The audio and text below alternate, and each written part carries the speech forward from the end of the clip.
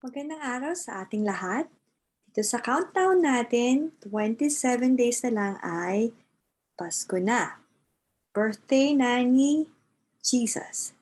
Tignan natin yung mga verses na pag-aaralan natin ngayon sa Isaiah 7 at sa Micah 5. Ito ang part 2 ng lesson natin, ang Diyos ay nangako ng isang tagapagligtas. Bago natin ituloy ang lesson, syempre mag-pray muna tayo. Okay? Punin niyo ang inyong mga ulo, ipakitang mata at tayo ay manalangin.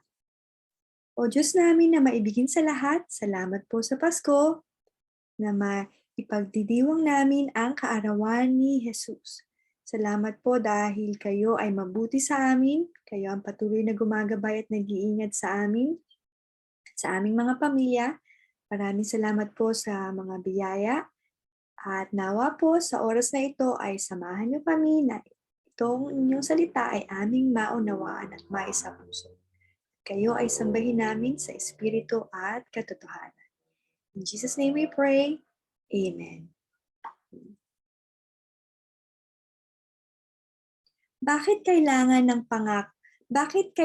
ng tagapagligtas? Bakit nangako ang Diyos ng isang tagapagligtas? Diba? Kasi yan yung title natin eh. So, titingnan natin tong dalawang verses na to sa New Testament, sa Roma, Aklat ng Roma.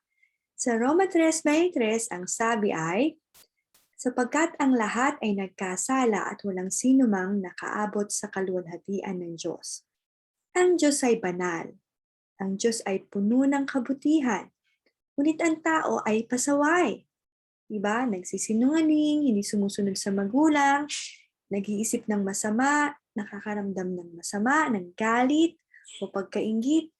Lahat yan ay kasalanan at tayo ay nararapat na parusahan.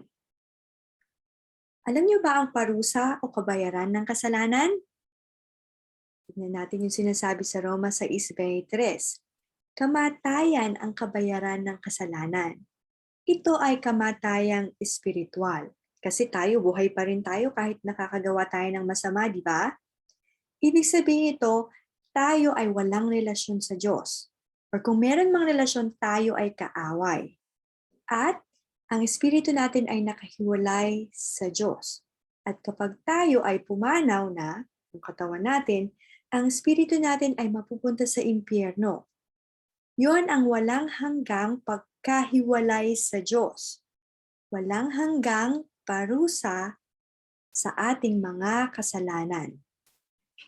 Nakakalungkot, di ba? At nakakatakot. Parang isipin nyo, Paskong-Pasko yung lesson, bakit nakakatakot yung sinasabi ni Tita Rona? Kasi gusto kong makita nyo na ang kasalanan ay mapangit. Ang kasalanan ay talagang ayaw natin yan at ayaw ng Diyos yan. Kaya nga, sabi dito, ngunit ang walang bayad na kaloob ng Diyos ay buhay na walang hanggan sa pamamagitan ni Kristo Jesus na ating Panginoon. May pag-asa. May kabayaran ng ating kasalanan.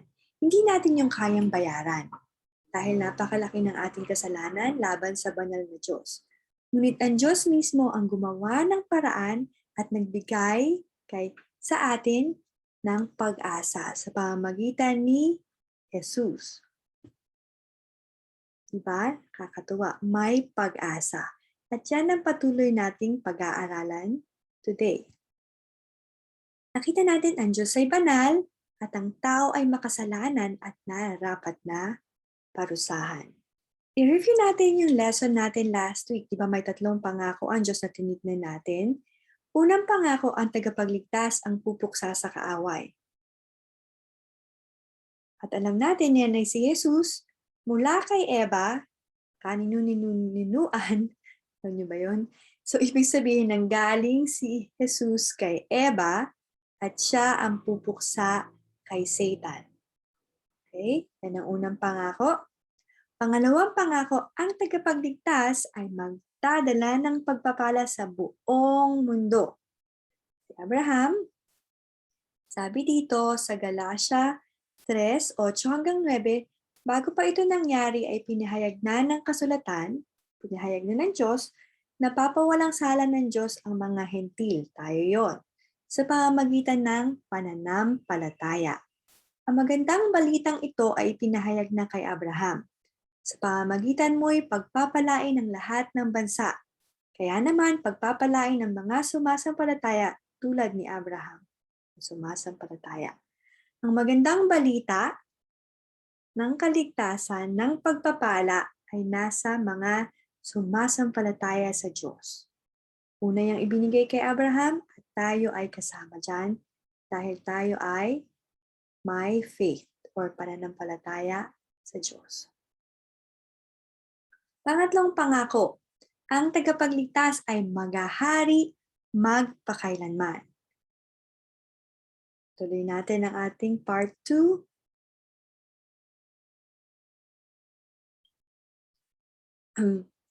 So kanina, sabi ko nga, ay ang mga pangakong tinignan natin ay nanggaling sa Old Testament. Una-una na sa Genesis. Diba? Yung pangako kay Adan at kay Eva, pangako kay Abraham, at pangako kay Judah. Titingnan natin yung pangako sa pamamagitan ni Propeta Isaiah at kay Propeta Micah. Ang Biblia o ang salita ng Diyos ay nahahati sa dalawang main parts, ang Old Testament at ang New Testament. Old Testament, New Testament. Ang Old Testament or Lumang Tipan, maraming bahagi dito na tumutukoy sa Messiah. Messiah means the Savior and the King chosen by God. Tagapagligtas at hari na pinili ng Diyos. So merong mga propeta, ito ang mga tao na pinili ng Diyos upang ipahayag ang kanyang salita at ang kanyang mga plano. Okay, nasundan natin. So ang lumang tipan ay naglalaman ng mga propesiya. Okay? Tapos ang bagong tipan ay nagpapahayag kung paano natupad ang mga ito. Ang Biblia ay kompleto na. So kung ano man yung mga ipinangako sa Old Testament, naganap na yan sa New Testament. At nababasa na natin ngayon yan. Kasi yung mga tao noon sa Old Testament, hindi pa nila alam kung ano ang talagang mangyayari. Meron pa lang silang pahapyaw na parang introduction kung ano yung mangyayari. Sa pamamagitan halimbawa ni Propeta Isaiah. So, ang daming impormasyon, ang daming kwento. Sige, try natin i-shortcut. But we'll see kung ano ang sinasabi dito kay sinabi ng Diyos sa pamamagitan ni Propeta Isaiah. Ang sitwasyon dito ay matigas ang ulo ng hari. At ang mga tao ay, ang mga Israelita, yan ang mga tao ng Diyos ba, or Israel, ay nagdurusa sila at parang walang pag-asa. Kaya ito ang pangako ni Propeta Isaiah, sabi, makinig kayo, sambahayan ni David. Pag sinabing sambahayan ni David, ito yung mga nanggaling kay Jacob or Israel. Hindi pa ba sapat na subukin ninyo ang pagtitiis ng mga tao at pati ang pagtitiis ng aking Diyos ay inyong sinusubok? Dahil dito si Yahweh mismo ang magbibigay sa inyo ng palatandaan.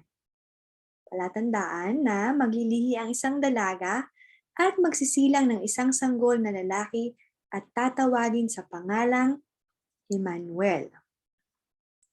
Gatas at pulot ang kanyang kakainin kapag marunong na siyang umiwas sa masama at gumawa ng mabuti. Mag-focus tayo dito. Isang birhen or dalaga, ibig sabihin, wala siyang kahit anong naging relasyon sa kahit sinong lalaki. At siya ay magsisilang ng isang sanggol na lalaki. At ano daw ang itatawag? Ano ang pangalan? Emmanuel. Ang ibig sabihin ng Emmanuel ay kasama natin ang Diyos or God with us. Kasi ang pangalan ng Diyos ay sumisimbolo sa karakter niya o katangian niya. Kasama natin ng Diyos. Tandaan natin, sila noon nawawalan ng pag-asa, ngunit si Propeta Isaiah ay nagbigay sa kanila ng salita ng Diyos na meron silang makakasama. At yun ay makakasama nila ang Diyos. May pag-asa. Sa Isaiah 7:6, sapagkat isinilang ang isang sanggol na lalaki para sa atin. Ibibigay sa kanya ang pamamahala, at siya ay tatawaging kahangahangang tagapayo, makapangyarihang Diyos, walang hanggang Ama, prinsipe ng kapayapaan. So sa pamamagitan nitong ipapanganak na ito, mayroong wonderful counselor, mighty God, everlasting Father, and Prince of Peace. May kapayapaan sa pamamagitan ng tagapagligtas. Ang ganda, di ba? Talagang mabuting balita or good news para sa atin. Pangalawa naman, sa aklat ni Micah or Mikas, chapter 5, verses 2 to 5. Ito ang sinabi ni Yahweh, sabi ni Propeta Micah. Ngunit ikaw, Bethlehem Ephrata, bagaman pinakamaliit ka sa mga angkan ng Juda, ay magmumula sa iyong angkan ang isang mamumuno sa Israel. Ang kanyang pinagmulan ay buhat pa noong unang panahon pa. Kaya nga ang bayan ni Yahweh ay bibigay niya sa kamay ng mga kaaway hanggang sa isilang ng babae ang sanggol na mamumuno. Pagdating ng pinunong iyon, pamamahalaan niya ang kanyang bayan sa pamamagitan ng kapangyarihan ni Yahweh, sapagkat taglay niya ang kadakilaan ng pangalan ni Yahweh na kanyang Diyos. At ang Israel ay mamumuhay na ligtas, sapagkat kikilalain ng buong daigdig ang haring iyon, at sa kanya magmumula ang kapayapaan. Another good news, di ba?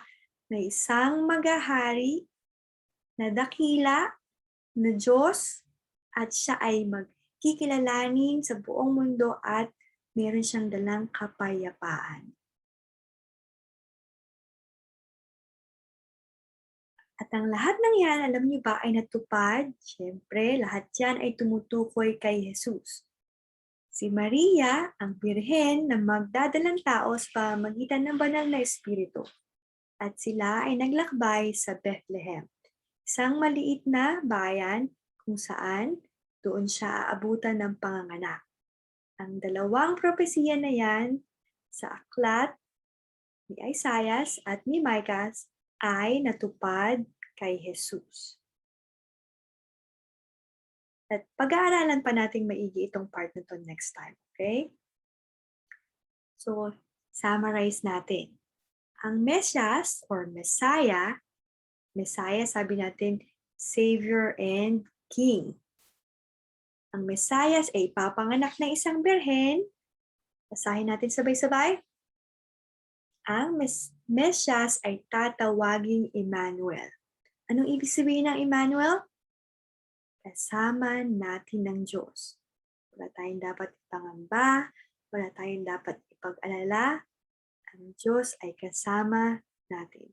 Nung nagkatawang tao si Jesus, dito pumunta siya sa lupa at sinamahan niya ang tao. At syempre hanggang ngayon kasama natin siya. Ang Mesias ay ipapanganak sa Bethlehem. Ang Mesias ay maghahari. Tandaan natin ang mga yan, ha? So dito sa mga kwento natin na to mula sa Bible, nakita natin na ang Diyos ang nakakaalam ng lahat ng bagay.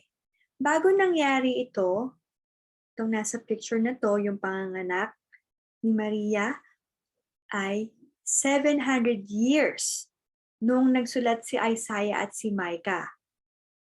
At syempre, ang sinulat nila ay galing sa Diyos. Ang Diyos ang nakakaalam ng lahat ng bagay. Bago pa mangyari, gaano man yan katagal bago mangyari, libo-libo man taon or 700 years, dahil ang Diyos ay matalino, siya ang nakakaalam ng lahat ng bagay. Pangalawa, ang Diyos ay tapat.